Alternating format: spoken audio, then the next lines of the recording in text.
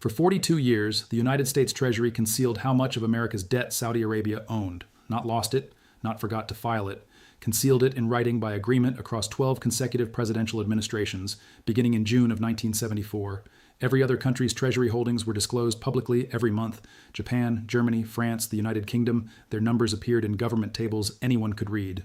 Saudi Arabia's were buried inside an aggregate labeled oil exporters and locked there by a deliberate policy that required active maintenance through Nixon, Ford, Carter, Reagan, Bush, Clinton, Bush, and Obama. When Bloomberg forced the disclosure through Freedom of Information Act filings in 2016, the number that emerged was $117 billion. The Saudis held $117 billion in American government debt that the American public was not permitted to know about. That arrangement was not a coincidence. It was a contract. And the contract went far deeper than a treasury table. This video documents the specific, verified mechanism by which the United States replaced the gold standard with something more durable, more profitable, and more invisible, a dollar backed not by a metal, but by the world's most essential commodity. It documents who designed it, what they traded for it, what it cost ordinary people who were never told it existed, and what the data shows is happening to it right now. Every fact in what follows comes from declassified government records, congressional testimony, peer-reviewed academic work, and documents released under the Freedom of Information Act. The story does not require embellishment. The documents are dramatic enough on their own. On the morning of August 15, 1971, Richard Nixon sat in front of a television camera at Camp David and told the American public that the United States was suspending the convertibility of the dollar into gold. He presented it as a temporary measure, a technical adjustment, something to stabilize international currency markets. He said it was in the best interests of working Americans. Translation? The United States could no longer honor the promise it had made to every other country on earth at a conference in Bretton Woods, New Hampshire, in 1944. Under that agreement, foreign governments could exchange $35 for 1 ounce of American gold. The U.S. had printed too many dollars and spent too much on Vietnam. The vault couldn't cover the paper anymore, so Nixon closed it. What Nixon did not explain, and what was not fully understood even by many economists at the time, was that he had just destroyed the architecture of the entire post-war global financial system in a single televised announcement. The dollar had been the world's reserve currency because it was backed by gold. Gold was fixed. Gold was finite. Gold could not be printed. Remove gold from the equation and you have a piece of paper backed by the word of a government that had just demonstrated it couldn't manage its own finances. The dollar needed a new anchor, something with the same properties gold had always provided: universal demand, finite supply, and the inability to be manufactured by a printing press. The answer was already burning in every engine on earth. The Treasury Department under William Simon, a former bond trader from Salomon Brothers who understood yield curves better than most diplomats understood diplomacy, began quiet negotiations with the Saudi government in January of 1974. The formal cover was the U.S.-Saudi Arabian Joint Commission on Economic Cooperation. Development assistance, technical exchange, the kind of language that shows up in press releases and gets ignored by journalists. The actual negotiation was conducted by Simon and his deputy, Gerry Parsky. Parsky described the mission in a 2016 Bloomberg interview. What we were trying to do was find a way to recycle the petrodollars back and make sure Saudi Arabia had a stake in the stability of the United States. Translation: the United States had 3 problems after Nixon killed Bretton Woods. It needed to fund growing budget deficits. It needed the dollar to remain the currency in which global trade was conducted. And it needed to neutralize OPEC, which had demonstrated in October of 1973 that it could strangle the American economy with a phone call. Parsky and Simon flew to Riyadh to solve all 3 problems with one deal.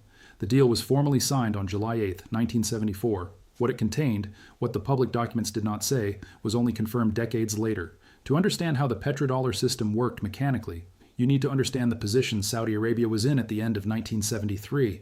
Between October of 1973 and January of 1974, OPEC raised the posted price of crude oil from $3 per barrel to $11.65 per barrel, nearly 400% in roughly 90 days. Saudi Arabia and the Gulf states were suddenly accumulating dollars faster than they could spend them on anything: roads, hospitals, palaces, weapons. Saudi Arabia could not physically deploy the surplus. The money piled up. That surplus was the leverage the United States needed. The mechanism, stated plainly, worked like this. Saudi Arabia agreed to 2 things. First, price all Saudi oil sales in US dollars. Not sterling, not francs, not Deutschmarks. Dollars only. Second, take the surplus dollars that accumulated after paying for imports and domestic development and park them in US Treasury securities. In exchange, the United States agreed to sell Saudi Arabia military hardware, provide security guarantees against regional threats, particularly from Iraq and Iran, and protect the Saudi monarchy's hold on power with American military force, if necessary. The effect of dollar-only oil pricing was that every country on earth that imported oil was now required to hold and earn dollars before it could buy energy. Japan needed oil to run its factories. Germany needed oil to heat its cities. South Korea needed oil to make steel. Every one of those countries had to first acquire dollars. The structural demand for the dollar was no longer a function of the American economy's size or the American government's creditworthiness. It was a function of physics. Machines need fuel. Fuel costs dollars. By 1975, every OPEC member priced oil in dollars. Kuwait, the UAE, Qatar, Iran under the Shah, all of them. The convention became the rule, and the rule became the infrastructure of the global economy. The Treasury recycling loop was subtler but equally consequential. Saudi dollars flowed into U.S. government bonds through the Federal Reserve Bank of New York's foreign official accounts. The Federal Reserve already held reserves for foreign central banks. That was standard practice. What was not standard was the written agreement, confirmed in the FOIA documents Bloomberg obtained, that Saudi purchases would be excluded from the public monthly disclosure tables. Every other foreign holder's position appeared in print. Saudi Arabia's did not, for 42 consecutive years. The practical effect was that Saudi Arabia bought American debt at scale, and American borrowing costs stayed lower than they would have been otherwise. The U.S. could run budget deficits that would have required ruinous interest rates in a free market because one of its largest creditors was buying steadily and quietly. The American government borrowed cheap. The American consumer got cheap mortgages. The American economy expanded on a foundation that was structurally invisible. On the other side of the transaction, Saudi Arabia got something it valued more than any return on a treasury bond. The United States military became the guarantor of the House of Saud. American arms sales to Saudi Arabia went from approximately $300 million per year before 1973 to approximately $2 billion per year by 1975. The U.S. Fifth Fleet, eventually headquartered in Bahrain, became the physical enforcement mechanism. In January of 1980, Jimmy Carter made it official from the floor of Congress. Let our position be absolutely clear. An attempt by any outside force to gain control of the Persian Gulf region will be regarded as an assault on the vital interests of the United States of America, and such an assault will be repelled by any means necessary, including military force. That was the Carter Doctrine. It was a public statement of a private arrangement that had existed for 6 years. The system grew. Between 1974 and the early 1980s, OPEC nations collectively deposited tens of billions of surplus dollars into American and British commercial banks. Citibank, Chase Manhattan, Bank of America. They received the deposits and then, under pressure from Treasury, deployed them as sovereign loans to developing countries. This was the era of Walter Wriston's famous formulation at Citibank, the argument that sovereign nations don't go bankrupt. They do. They did. In 1982, Mexico announced it could not service its external debt. The Latin American debt crisis followed, country after country defaulting on loans made with recycled petrodollars. The International Monetary Fund restructured the debt through structural adjustment programs that required currency devaluation, austerity, and privatization.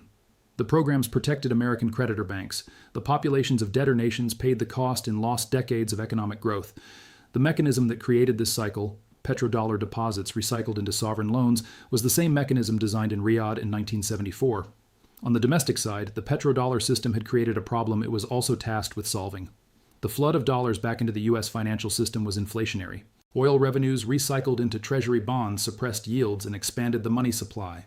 By 1979, U.S. inflation was running at approximately 13% annually. Paul Volcker, appointed Federal Reserve Chairman by Carter in August of that year, responded by raising the federal funds rate to 20% by June of 1981. 20%. The average 30-year fixed mortgage rate in the United States peaked at 18% in 1981. A family buying a $100,000 home at that rate would pay more than $300,000 in interest over the life of the loan. The Volcker shock crushed inflation, but it also triggered the worst U.S. recession since the 1930s, up to that point. The mechanism that had made cheap borrowing possible had also seeded the inflation that made borrowing catastrophically expensive. Through all of this, the dollar pricing of oil held, the recycling loop held. Saudi Arabia and the Gulf states continued to invest surpluses in U.S. instruments. The Carter Doctrine held. The system was not fragile. It was self-reinforcing. Every country that needed oil needed dollars. Every country that earned oil needed somewhere to put dollars. The United States was the only economy deep enough and stable enough to absorb those surpluses. The system reproduced itself not because of any formal agreement, but because the incentives for every party pointed in the same direction. Then Saddam Hussein decided to test it. In October of 2000, Iraq announced it would price its oil under the UN Oil for Food program in euros rather than dollars. Beginning in November of 2000, Iraq received euros for its oil. Saddam Hussein called it anti-imperialist. He had Iraq's foreign reserves converted from dollars to euros. By early estimates, the switch earned Iraq approximately 26 million euros in its initial phase. In March of 2003, the United States invaded Iraq. After Baghdad fell, the Coalition Provisional Authority returned Iraqi oil sales to dollar denomination. Federal Reserve Chairman Alan Greenspan, in his memoir published in 2007, wrote, "I am saddened that it is politically inconvenient to acknowledge what everyone knows. The Iraq War is largely about oil." The academic and policy mainstream disputes Greenspan's framing. The official case for the invasion rested on weapons of mass destruction, none of which were found. The causal relationship between Iraq's currency switch and the invasion is not established in the declassified documentary record of pre-war planning. What is established is the sequence. Iraq switched from dollars to euros in November of 2000. The United States invaded in March of 2003, and the dollar returned to Iraqi oil sales immediately afterward. The sequence is documented. Whether it explains the invasion is a question the available evidence cannot fully resolve. What the sequence does establish is that the petrodollar arrangement was not a neutral market convention. It had enforceable consequences. The mainstream account of the petrodollar treats it as an organic development, a natural consequence of OPEC's pricing choices, American economic size, and the depth of U.S. capital markets. Barry Eichengreen, economist at Berkeley and author of Exorbitant Privilege, argues that the dollar's reserve status rests on genuine structural advantages that no secret deal was required to create. He's right that those structural advantages exist. He is less direct about the specific institutional architecture built on top of them. The Bloomberg FOIA investigation published in May of 2016 documented something specific and provable. From 1974 to 2016, the United States Treasury maintained a written policy of excluding Saudi Arabia's Treasury holdings from the monthly disclosure tables that covered every other foreign holder. That policy required active maintenance. Someone had to decide every month for 42 years to keep that number out of the public record. 12 presidential administrations made that decision. It was not passive omission. It was sustained, deliberate institutional behavior. The academic source that documented the petrodollar arrangement most directly was not published by a newspaper. It was published in 1999 by Cornell University Press. David Spiro's The Hidden Hand of American Hegemony, Petrodollar Recycling and International Markets documented, through interviews with former Treasury officials and document review, that the Saudi recycling arrangement was specifically structured to avoid public knowledge and congressional oversight. The book generated almost no financial journalism coverage at the time of publication and sat outside mainstream financial discourse for 15 years. What Spiro documented, and what the Bloomberg FOIA confirmed, is that the petrodollar arrangement was not a treaty. It was not submitted to the Senate for ratification. It created military, financial, and political obligations that would shape American foreign policy for 50 years without a single congressional vote authorizing them. The 1974 arrangement also coincided with the completion of Saudi Arabia's nationalization of the Arabian American Oil Company. Aramco had been owned by 4 American companies: Standard Oil of California, Texaco, Standard Oil of New Jersey, and Saucony Vacuum. Saudi Arabia began nationalizing Aramco in 1973 and completed the process by 1980. American companies were losing ownership of the oil at precisely the moment the financial arrangement replaced ownership as the mechanism of American economic benefit. The United States gave up the physical asset and received in exchange a pricing convention and a bond-buying commitment. Whether that was a good trade depends entirely on how long the pricing convention holds. There is also a claim circulating in financial media that does not appear in the declassified documentary record, and it is worth knowing why to distrust it. In mid-2024, articles spread widely claiming that a 50-year petrodollar agreement expired on June 9, 2024, and that this represented a formal treaty reaching its scheduled end. No such 50-year treaty exists in the documented record. The 1974 arrangement was not a time-limited contract with an expiration date. The claim has no basis in any primary source. The social media version of this story is not the real story. The real story is more durable and more verifiable. The human weight of the petrodollar system operated below the level most people identify as economic policy. It lived in mortgage rates and grocery bills and the foreign aid conditions attached to IMF loans in countries most Americans will never visit. In the United States through the 1970s, ordinary savers were caught by a regulatory ceiling. Under Regulation Q, commercial bank deposit interest rates were capped by federal law. The ceiling was set below the rate of inflation for most of the decade. A family putting money into a savings account at a federally regulated bank was, by regulatory design, losing real purchasing power every year while the bank profited from deploying those deposits. When Volcker raised rates to 20%, The same families who had been earning 3% on their savings accounts were suddenly facing 18% mortgage rates if they tried to move or refinance. The benefit of the petrodollar system, cheap federal borrowing, reached ordinary households selectively. The cost reached them fully. In Latin America, the human cost is documented in IMF structural adjustment reviews that are part of the public record. Countries that borrowed recycled petrodollars through American commercial banks in the 1970s were required, when those loans went bad in 1982, to devalue their currencies, cut public services, and sell state-owned industries to private buyers, frequently buyers with connections to the same international financial institutions imposing the conditions. Per capita income in Latin America fell, on average, through the 1980s. It was the lost decade, not because Latin American countries made poor choices in isolation, but because they were inserted into a recycling mechanism they did not design and could not exit. Congressional testimony from the period documents the domestic impact in the United States, though specific transcripts require archival research to quote precisely. What the record shows is that the 1973 to 1974 oil shock produced the first serious American gasoline shortages since World War II. Lines stretched around city blocks. Independent truckers whose fuel costs were unregulated while their rates were not, faced financial ruin within months of the embargo. The price of diesel, which had been manageable, became unmanageable in a matter of weeks. Small operators who had borrowed against their rigs at fixed rates faced a combination of rising fuel costs and a trucking industry that could not adjust its rates fast enough to compensate. The people who waited in those gasoline lines did not know they were experiencing the birth pains of a new monetary architecture. They knew their tank was empty. In 2001, the US dollar accounted for approximately 71% of global foreign exchange reserves, according to the IMF's Currency Composition of Official Foreign Exchange Reserves database. By the third quarter of 2023, that figure had fallen to approximately 58%, the lowest level since the euro was introduced in 1999. The dollar still commands more than double its nearest competitor. The euro holds approximately 20%. The direction of the trend, though, is measurable and has been sustained for over 2 decades. The non-dollar oil settlement infrastructure has moved from theoretical to operational since 2022. Russia, excluded from the SWIFT international payments network following its invasion of Ukraine, sold oil to India in rupees and rubles. The Reserve Bank of India and India's Ministry of Petroleum confirmed the rupee-ruble payment mechanism was operational by the third quarter of 2022. China's yuan-settled crude oil futures, traded through the Shanghai International Energy Exchange, began in March of 2018 and accelerated after 2022. In 2023, Iraq signed a yuan settlement agreement with China for a portion of its oil sales, confirmed by the Iraqi Ministry of Oil. That same year, Saudi Arabia executed a small number of yuan-settled oil contracts with Chinese buyers, confirmed by Saudi Aramco trade data. The payment infrastructure underlying these transactions is China's cross-border interbank payment system, known as CIPS.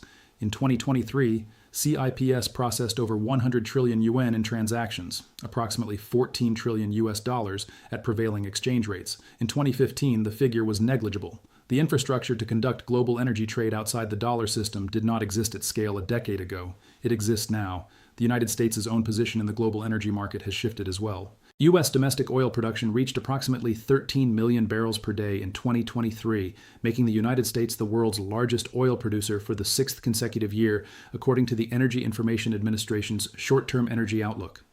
The strategic logic that sent William Simon to Riyadh in 1974, that the United States needed Gulf oil and therefore needed Gulf monarchies to price that oil in dollars, has been partially eroded by American shale production.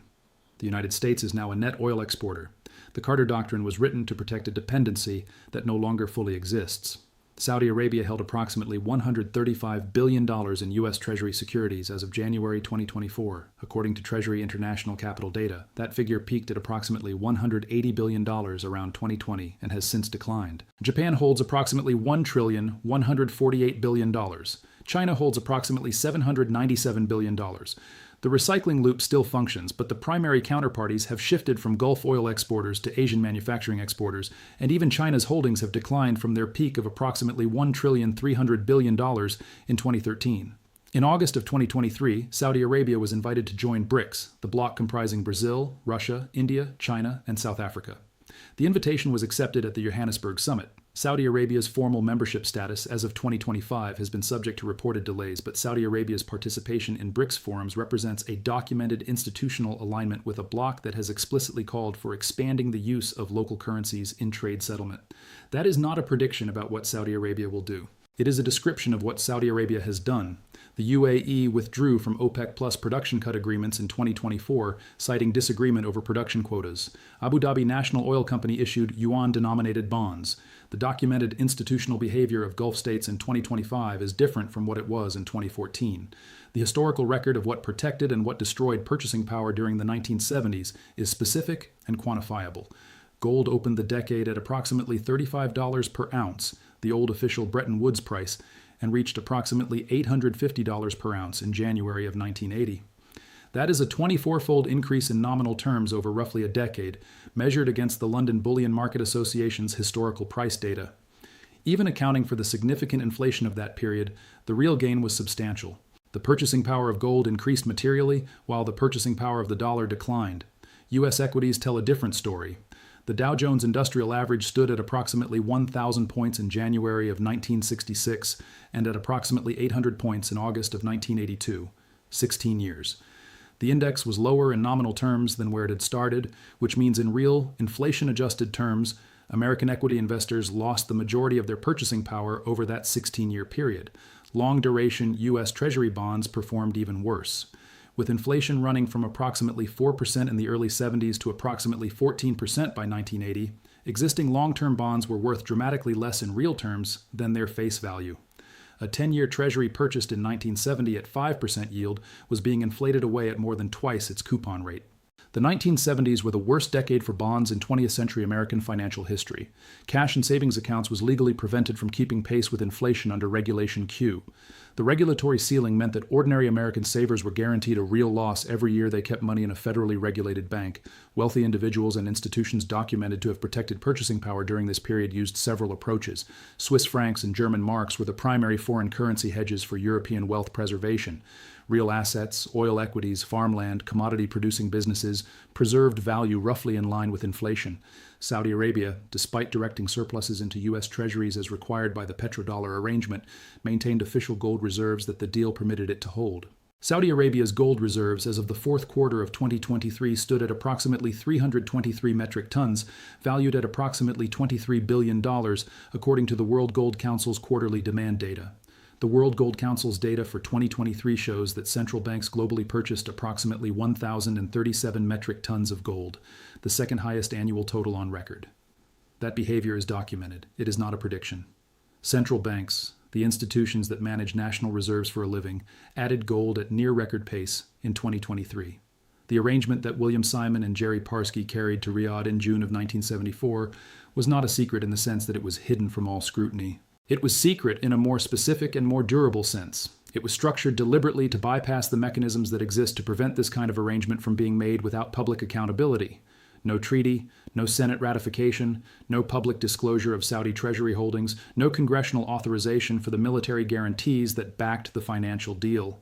The arrangement required the active participation of every branch of the executive government and the sustained cooperation of 12 presidential administrations, and it was never voted on by a single elected representative of the American people. The dollar's share of global reserves has declined from 71% to 58% over 22 years. Non-dollar oil settlements are documented and operational. Saudi Arabia's treasury holdings have declined from their peak. The Gulf states are institutionally hedging. The United States, now the world's largest oil producer, no longer needs the Gulf Security Arrangement for the same reasons it needed it in 1974. Whether the petrodollar system ends in a single event or in a slow erosion is a question the current data cannot answer. What the current data can answer is that its operating conditions are measurably different from what they were 20 years ago, and measurably different again from 5 years ago. Every quarter, the IMF publishes updated reserve composition data. Every month, the Treasury publishes updated foreign holding data. Those numbers are publicly available, and they tell a story about direction. The Bretton Woods system took 3 years to negotiate and was signed by 44 nations. Its replacement, the petrodollar arrangement, was negotiated by 2 men on a plane to Riyadh and kept out of the public record for 42 years. The question the documented record raises but cannot yet resolve is this: if the arrangement that replaced gold in 1974 was never voted on, never formally disclosed, and is now measurably loosening, what replaces it? The next arrangement, whatever it is being shaped right now in currency swap agreements, in CIPS transaction volumes, in World Gold Council quarterly reports, and in the foreign reserve composition data the IMF publishes every 3 months. The documents are there. They have always been there. Most people just don't read them.